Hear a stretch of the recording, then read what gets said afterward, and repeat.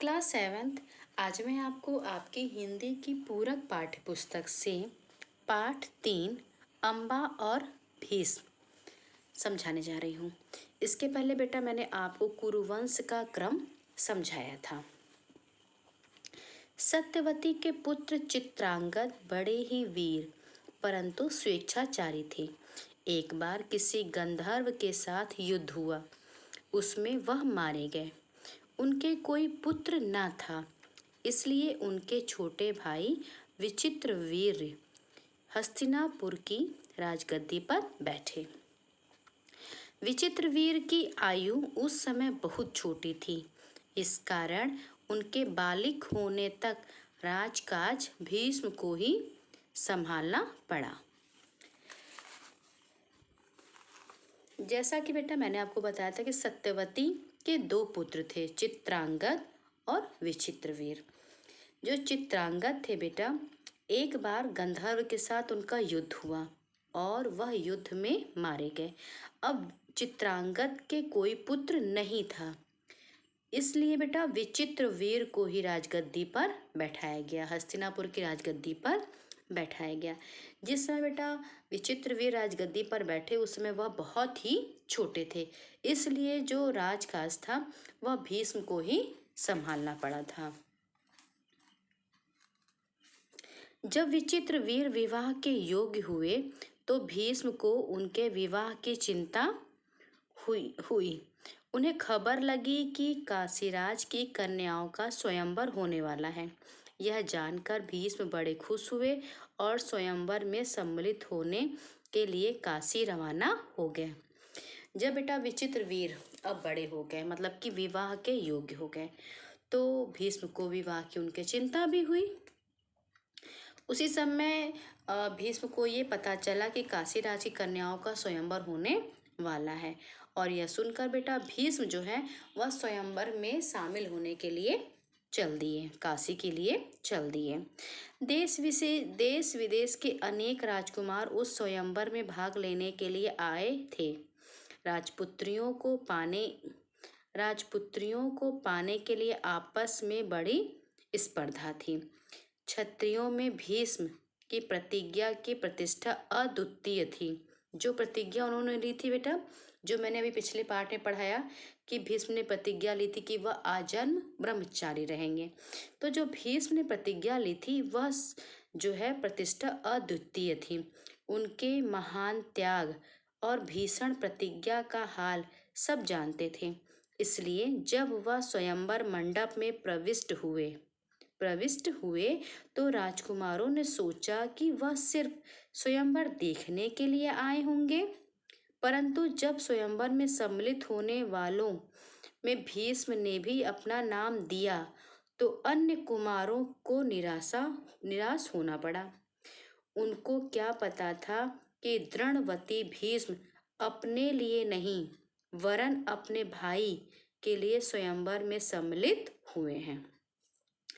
क्षत्रियों में बेटा जो भीष्म ने प्रतिज्ञा ली थी आजन्म ब्रह्मचारी रहने की, वह जो प्रतिज्ञा ली थी बेटा, वह प्रतिज्ञा जो है वह प्रतिष्ठा अद्वितीय थी। उसकी प्रतिज्ञा जो उन्होंने ली थी उसके बारे में सबको पता था, और उनकी यह प्रतिज्ञा जो थी बेटा वह प्रतिष्ठा में अद्वितीय थी। सबको पता था कि उन्होंने कितना बड़ा त्याग किया था। तो जब वह स्वयंवर में शामिल हुए तो लोगों ने सोचा कि शायद ये स्वयंवर देखने आए हैं, लेकिन जब उन्होंने अपना नाम भी दिया तो सभी को थोड़ा सा परेशानी हुई। इसलिए मतलब परेशानी हुई मतलब कि निराश हुए सब लोग।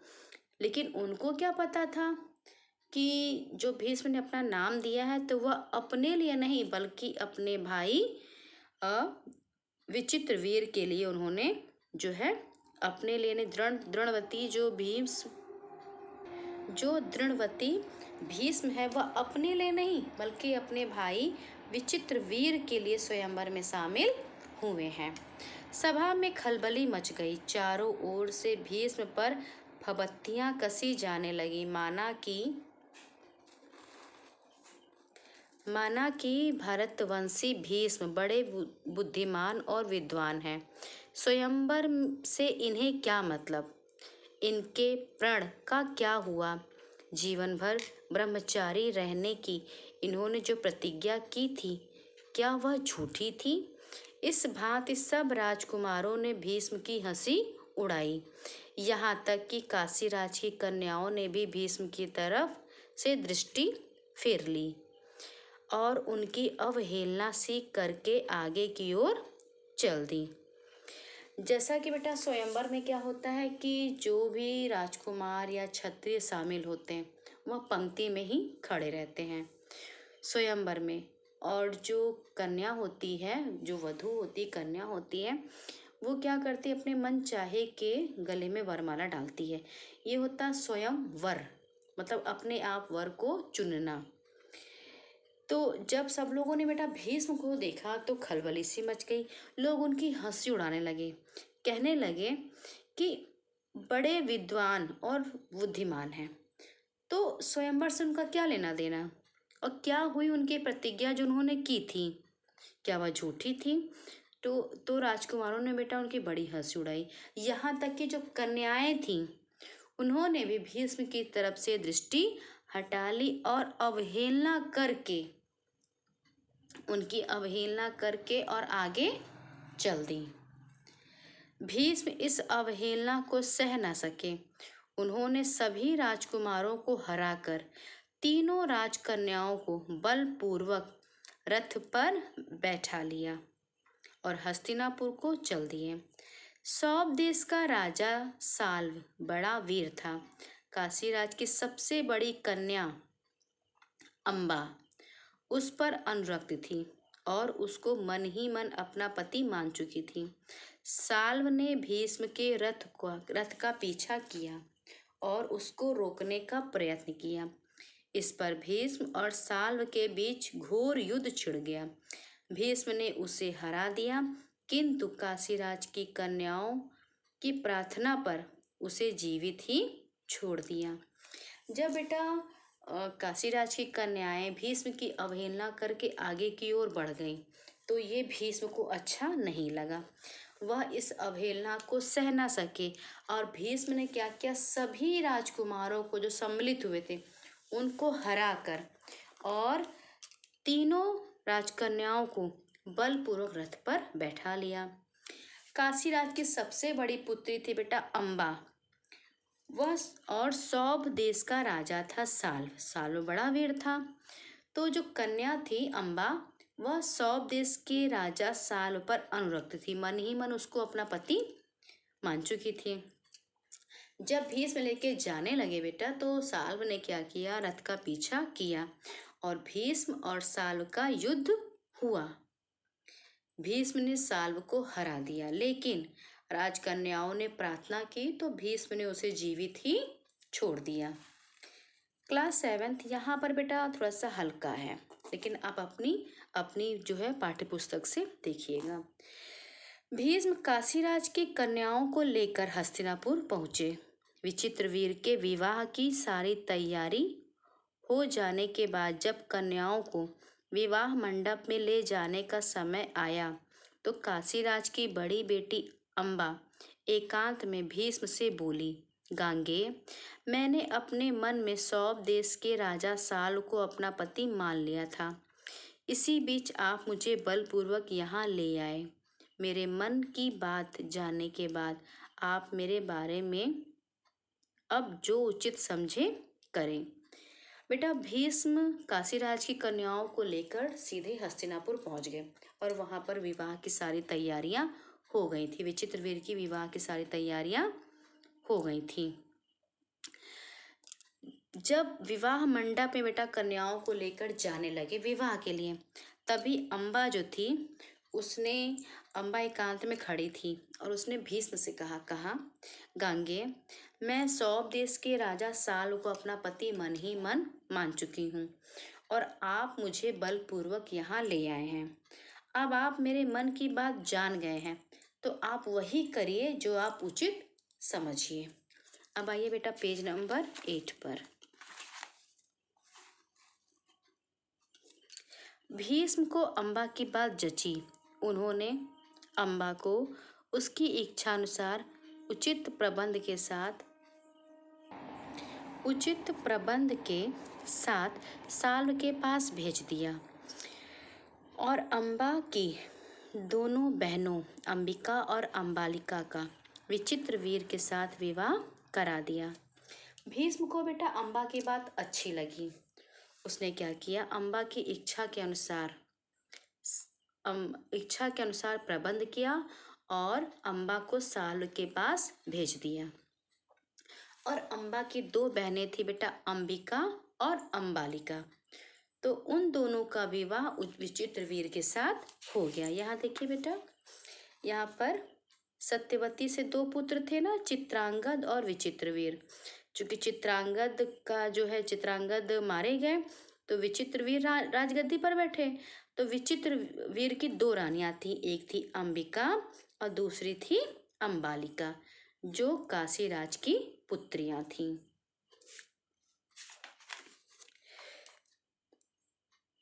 अंबिका और अम्बालिका का विचित्रवीर के साथ विवाह करा दिया।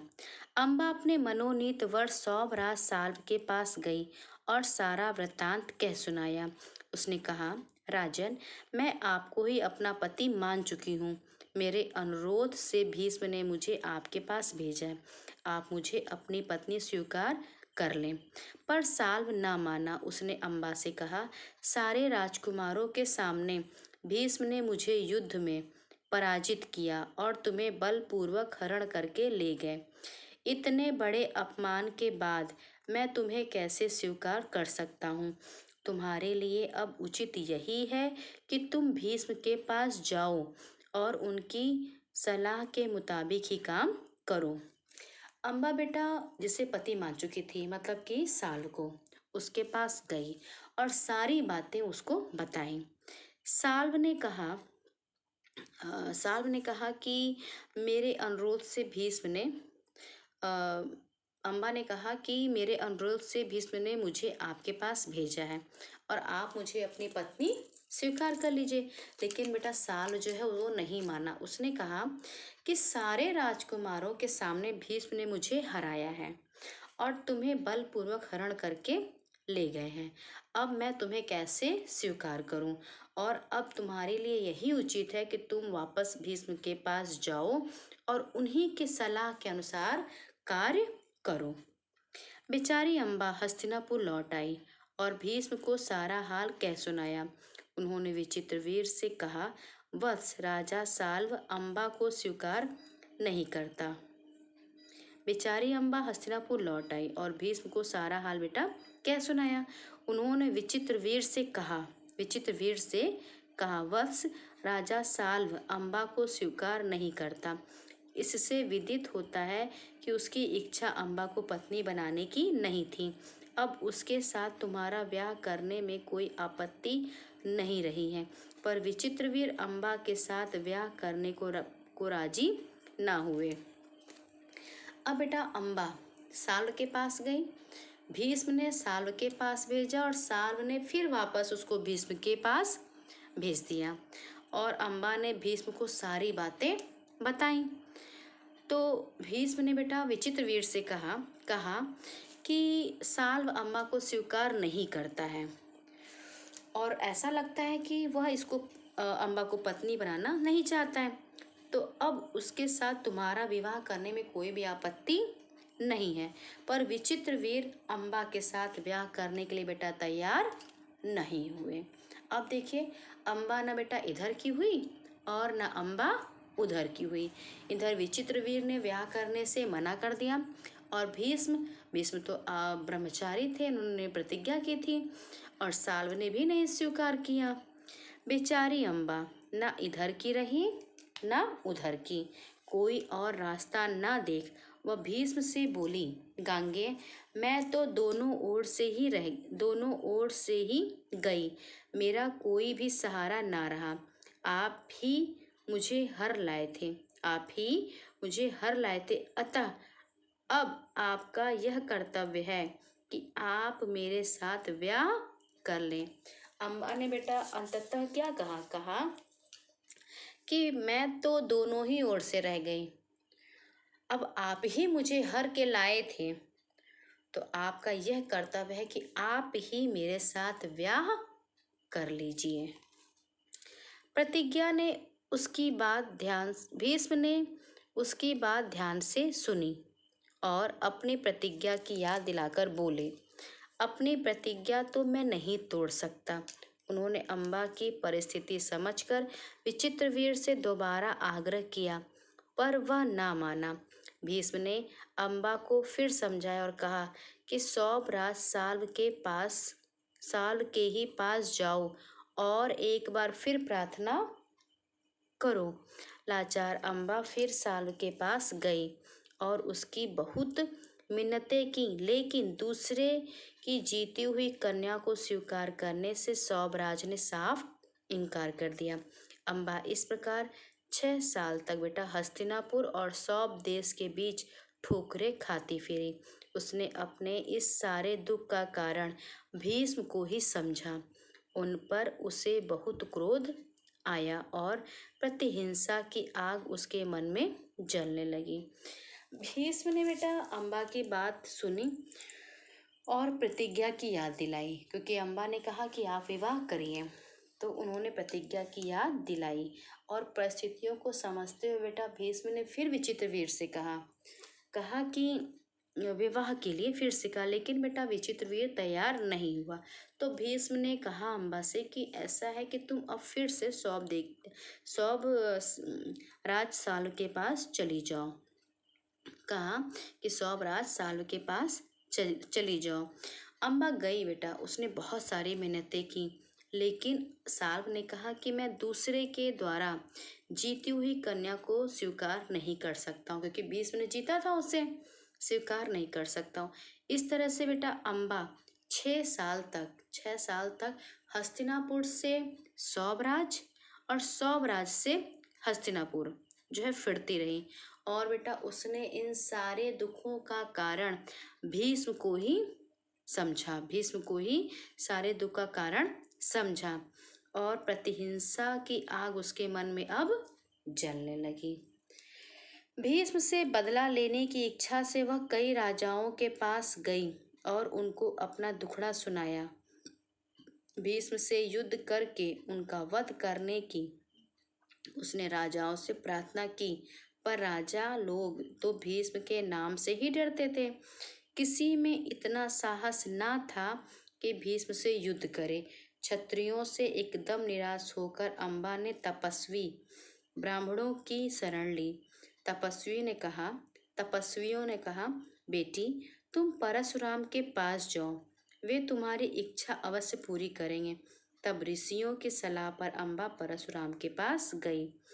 बेटा भीष्म से बदला लेने की चाहत में अब अम्बा कई क्षत्रियों के पास गई, कई राजाओं से प्रार्थना की कि वह भीष्म से युद्ध करें, लेकिन बेटा सभी लोग भीष्म के नाम से ही डरते थे। किसी में भी इतना साहस नहीं था कि भीष्म से कोई युद्ध कर सके। अंत में बेटा क्षत्रियों से निराश होकर के अम्बा जो है अब तपस्वियों के पास गई। तो तपस्वियों ने कहा कि बेटी तुम परशुराम के पास जाओ, वही तुम्हारी इच्छा पूरी करेंगे। तो अम्बा बेटा अब परशुराम के पास गई। अम्बा की करुण कहानी सुनकर परशुराम का हृदय पिघल गया। उन्होंने दयाद्र स्वर में कहा, काशीराज कन्या तुम मुझसे क्या चाहती हो? अम्बा ने कहा, ब्राह्मण वीर मेरी प्रार्थना केवल यही है कि आप भीष्म से युद्ध करें। मैं आपसे भीष्म के वध की भीख मांगती हूँ। अम्बा की करुण कहानी सुनकर बेटा परशुराम का भी हृदय पिघल गया और उन्होंने बेटा कहा कि तुम मुझसे क्या चाहती हो? तो अम्बा ने कहा कि मैं ये प्रार्थना करती हूँ कि आप भीष्म से युद्ध करें। उसने कहा कि मेरी यही प्रार्थना है कि आप भीष्म से युद्ध करें। मैं आपसे भीष्म के वध की भीख मांगती हूँ। मतलब कि वह क्या चाहती थी कि भीष्म का वध हो जाए। तो क्लास 7 आज बेटा आप यहाँ तक पढ़ेंगे कहानी। थोड़ा सा और इसका शेष भाग है, वो भी बेटा आप पढ़ लीजिएगा। तो आज आपको पाठ 3 पढ़ना है और समझना है।